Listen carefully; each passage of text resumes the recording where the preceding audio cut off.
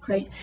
Anybody up here want to say any last thing before I open it up? Just there's no, with the internet now too, you have to be so mobile so fast that as much bad information comes out as good. You're not prepared for it because we get slammed. We've been slammed for many things over the years. And, you used to have that time to sort of regroup, and then the article would come out in a magazine or a paper, and then you respond to it that way. But now it's like, it's there. It's like the next day, and everybody's talking about it. And a lot of people who don't know a hell of a lot, too, who on both sides, it's just like, all right, get out of the way and let some people with some real voice and some real history tell the story. I'd rather hear from you than half the yucky people that I read about on the internet. I'm glad that they're involved, but at the same time, it's like learn first before you open your mouth. Okay, I think you've heard from us. We're going to open it up. And just in terms of the recordings, you have to come up to these mics. There are mics on both sides here. So if you want to just come up. Leslie? I wanted to ask a question about something that some of my friends and I have been talking about, which is, maybe I'm starting it with a negative, but it's a feeling of a lack of leadership in our community. Like there is no Harvey Milk for us. And there is a feeling that there are no national leaders. We have so many different national organizations. Some are more effective than others. I think a lot of us are very let down by a lot of the national organizations and what they may or may not have done for Prop 8 and a lot of the other issues in our country. But I'm wondering if you guys can speak to this issue of leadership, because it feels like that's a big vacuum in our community. Our leader was Brad Pitt during this thing. Literally, it's like Brad, God love him, Harvey Milk didn't become Harvey Milk, and Martin Luther King didn't become Martin Luther King until they died. If you go back and look at the civil rights movement of the 60s, King was not acknowledged as the leader of that movement, and there was huge controversy over the tactics. He was a leader, but I think, look, there are decent leaders, and the organizations will do what you make them do. I really believe that. If there's enough grassroots pressure back, they'll respond. Jim? My name is Jim Ford. I want to just give a little history for a second.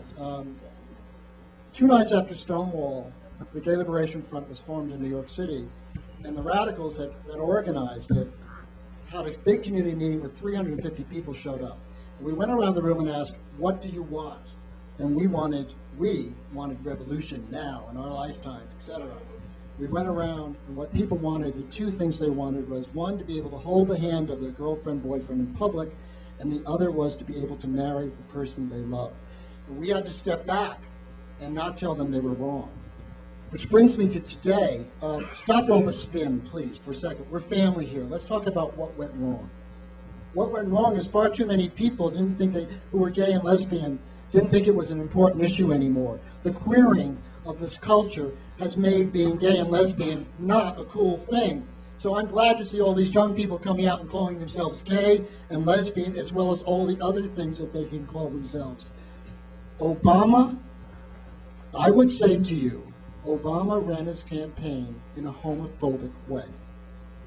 Now, I was a supporter of Obama, but I was not afraid to raise the question throughout his campaign, why is he not including us when he spoke?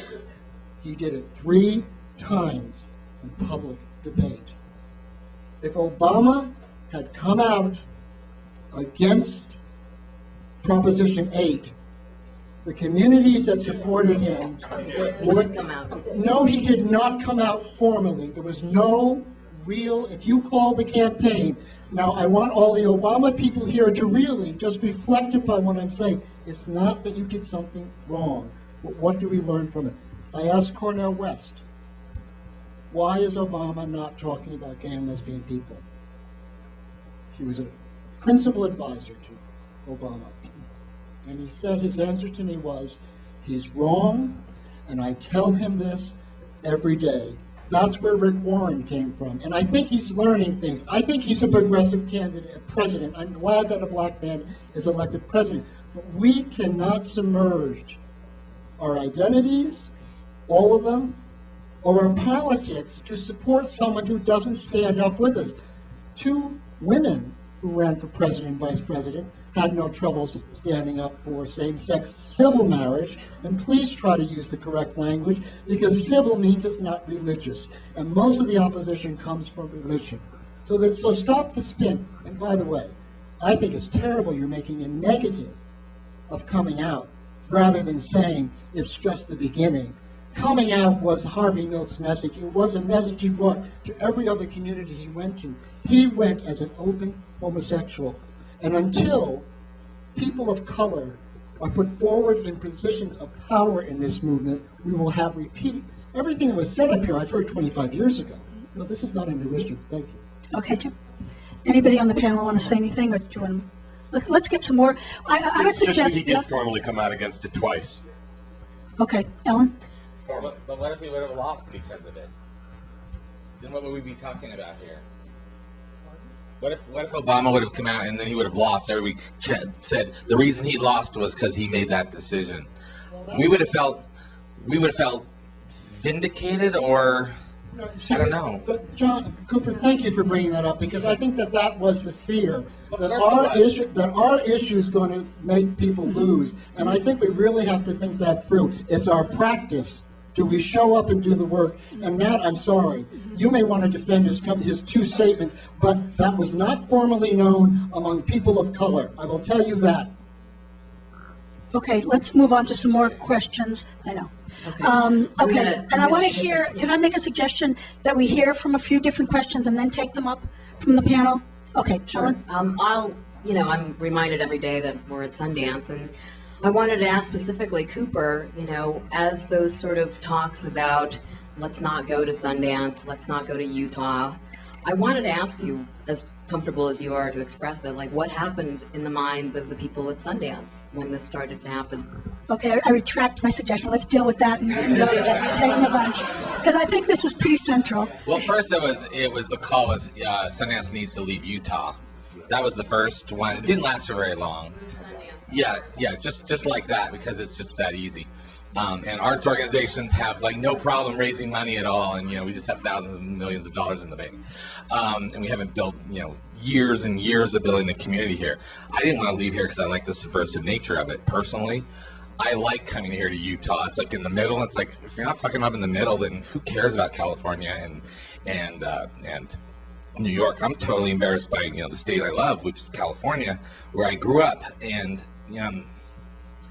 I never thought something like this could happen in California. That's how naive I was. But then the whole thing about Cinemark, and it just became down to it was after November. What is it? November 15th when they started talking about that. We're still locked in here. The festival's done. Everything's signed. It would have cost us close to, just to close Cinemark and not even find a place to do it, it would have cost us, probably $500,000 we would have lost in revenue.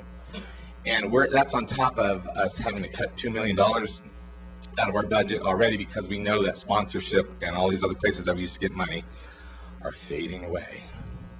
So it's a very scary time, So it's do I really believe in something so much that I'm going to create financial, hardship and maybe ruin of an organization I believe in? No. So I made a personal choice for myself. So I'm talking personally, but that's what the organization did as well. Does that answer the question? Okay. Anybody else want to say anything We about thought that? about it. I want to say something. Now, I'll add something to it. This is my 20th or 21st Sundance. And in 1992, when we did the panel here, Barbed Wire Kisses, on GLBT film and video, it was an amazing landmark event at which people came out, at which people stood up in the audience and said, my name is such and such, I work for Disney, and I'm gay. And it was a very, very, very powerful moment. It came the year after the landmark year in which Paris is Burning won the documentary Grand Prize Award and Poison won the dramatic film prize award. And Sundance has been a beacon for queer film making, queer film activity. It's a place that's been much more welcoming than any other large film festival, or even most small film festivals that I could name. Try going to Cannes, try going to the big festivals. You don't find anything, except for Berlin, you don't find anything like you find here.